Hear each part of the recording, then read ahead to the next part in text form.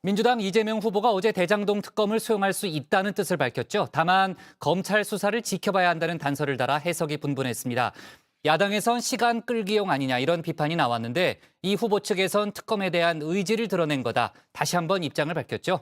여야 양당 대표의 입장 오늘 엇갈렸고 또 신경전도 펼쳤는데 조익신 멘토가 관련 내용 정리했습니다.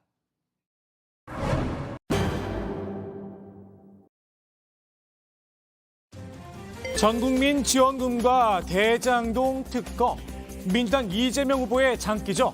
말 그대로 정면 돌파에 나섰습니다. 당초 주려던 재난지원금, 민주당이 위드 코로나 방역지원금으로 이름을 바꿨는데요. 둘의 차이가 뭐냐? 민주당은 이런 설명을 내놨었죠. 근데 25만 원 정도가 되는데 이 일상 회복과 함께 이 방역에 대해서도 국민들께 지원을 해드려야 한다라는 코로나19로 인한 고통 감내에 대한 의료금도 소비 진작도 아닙니다. 일상 회복의 길로 가기 위해 꼭 필요한 방역 물품 구입비, 마스크와 소독제 등 구입을 지원하는 문자 그대로의 방역을 위한 지원금입니다. 그런데 하루 만에 입장을 싹 바꿨습니다. 방역만을 위한 지원금은 아니라는 겁니다. 방역 지원 용도로 쓰이는 돈이냐 아니다. 기존의 재난지원금과 같은 성격의 것이다. 이렇게 지금 얘기가 되고 있는 것이고요. 그래서 그런 얘기가 좀 진전이 돼서 정리가 곧 될 것으로 보입니다. 재난지원금과 같은 성격이란 건데요. 그럼 굳이 왜 방역지원금으로 이름을 바꿨느냐? 물음표가 따라 붙을 수밖에 없겠죠. 바로 예산 문제 때문입니다. 정부는 추경 편성에 난색을 표하고 있는데요. 여기에 새로운 예산 항목을 만드는 것도 쉽지가 않습니다. 그래서 찾아낸 대안, 기존의 방역 예산을 국회에서 증액하겠다는 겁니다. 재원을 마련한 방법도 찾았습니다. 국민 한 사람당 20만 원 안팎, 약 10조 원이 필요한 걸로 보이는데요. 올해 들어올 추가 세수를 내년으로 미루면 확보가 가능하다는 계산입니다. 굉장히 어려운 자영업자 또는 개인들에 대해서 소득세 같은 경우를 중간 납부가 11월인데 이거를 내년으로 넘기는 것이 너무나 타당하고 세금 납부를 유예해 재원을 마련하자는 민주당의 주장. 정부는 법적 근거가 없다는 입장입니다. 국세징수법에 따르면 납세자가 재난이나 도난으로 재산에 심한 손실을 입은 경우나 사업에 부도나 도산 우려가 있는 경우 납세를 유예할 수 있다 규정하고 있죠. 그 요건에 맞는 것들은 납부 유예를 해줄 수 있고요. 그 요건에 맞지 않는 거는 정부 행정부가 자의적으로 이렇게 납부 유예를 해주는 거는 국세징수법에 저촉이 돼서 그런 측면에서는 어렵고요.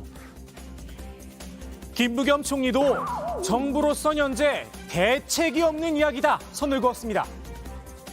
한 70조 가까운 적자를 예상을 하고 말하자면 살림을 살아온 거예요. 네. 그런데 적자는 그대로 두고 말하자면 세금이 조금 예상보다 더 거쳤으니까 부채는 모르겠고 우선 그거부터 쓰자 그러면 현재 국민 여론이 어떨지 모르겠네요. 방역지원금 지급에 반대하고 있죠. 국민의힘은 정부를 압박하고 나섰습니다. 세금 납부 유예에 정부가 동의를 하면 직무유기와 업무상 배임죄로 고발을 하겠다 엄포를 놨는데요. 한마디로 현행법상 불법이란 겁니다.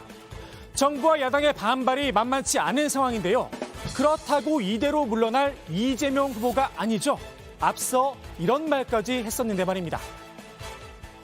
정말로 필요한 민생에 관한 거 있지 않습니까? 이런 건 과감하게 날치해줘야 됩니다. 국민이 필요로 하고 국민이 맡긴 일을 하는데 반대한다고 안 하면 그게 직무유기죠. 민주당도 마음을 단단히 먹은 듯합니다. 현행법에 저촉돼 납세 유예가 어렵다는 정부와 야당의 주장. 한마디로 가짜 뉴스다 맞받았습니다. 올해 거둘 세금을 내년으로 미루는 꼼수다. 또 국세기본법에 위반된다라고 하는 주장도 가짜뉴스입니다.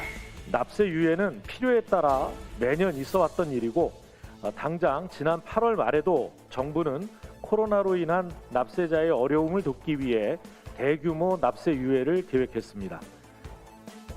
방역 지원금 문제를 놓고 당정 갈등이란 말까지 나오고 있는데요. 이른바 이재명 정부의 차별화 포인트가 아닌가 싶기도 합니다. 이재명 후보는 대장동 의혹이란 꼬리표를 떼기 위해 승부수도 띄웠죠. 야당이 주장하는 특검 받을 수 있다, 수용의 뜻을 밝힌 겁니다. 일단 국가기관들의 수사나 이 내용 결과 곧 나올 테니까 그 결과를 보고 미진하다, 부족하다, 더 해야 된다라고 하면 특검을 해야 되고. 국민의힘 윤석열 후보의 부산저축은행 부실 수사 의혹 역시 특검 대상이란 점도 분명히 했습니다. 야권에선 검찰 수사 결과를 지켜본 뒤라는 조건을 달았다며 시간 끌기용 아니냐 나를 세웠는데요. 이 후보 측은 조건보다는 수용의 방점이 찍혀있다. 다시 한번 강조를 했습니다. 검찰 수사가 곧 종료될 거라고 보고 있습니다. 네. 검찰 수사 끝나도 의혹이 해소되지 않았다고 저는 주장들을 할 거기 때문에 저는 그렇다고 하면은 특검도 수용할 수 있지 않나 그런 의지를 갖다 후보가 표시한 것으로 좀 보고 있습니다. 검찰 수사 결과가 나오면 여든 야든 특검을 요구할 거다. 사실상 특검을 기정사실로 못 받기도 했는데요. 특검을 실시하려면 여야가 특검법을 합의해야겠죠. 국민의힘 지금 당장 만나자 제안을 했습니다. 특별검사의 실질적인 임명권도 여당이 가지면 안 됩니다. 야당이 갖거나 아니면 국민이 신뢰할 수 있는 그런 단체에 이관하는 것이 옳을 것입니다. 이재명 후보가 대장동 특검을 수용키로 한 이상 오늘 당장이라도 여야 원내대표가 특검법 처리를 위해 만날 것을 민주당에 제안합니다. 민주당은 아직 검찰 수사가 끝나지 않았다면서도 피할 생각은 없다. 그대로 맞받았습니다. 야당이 연락을 해오면 협상을 피할 생각 없습니다.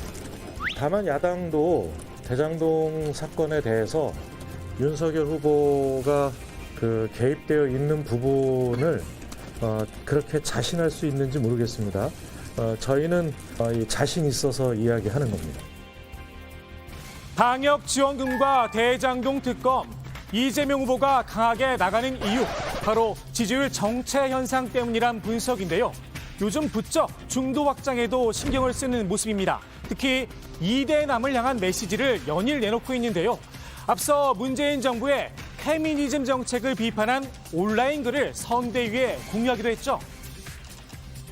제가 이 글들 사실 제가 거의 동의해서는 아니고 저와는 많이 다른데 이런 주장을 하는 사람도 있고 이 주장에 상당히 동의하는 공감하는 사람들도 많으니 우리가 그 얘기들을 최소한 접근해서 외면할 것이 아니고 직면해야 된다.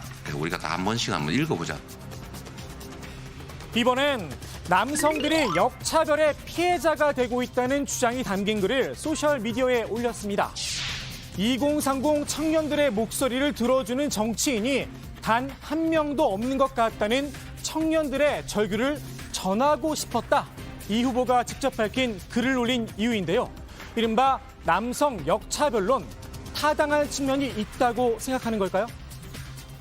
최근에는 거꾸로 남성이 또 역차별받는 그런 문제들도 있기 때문에 20년 전에 있었던 그런 어떤 똑같은 관점에서의 정책은 맞지 않다.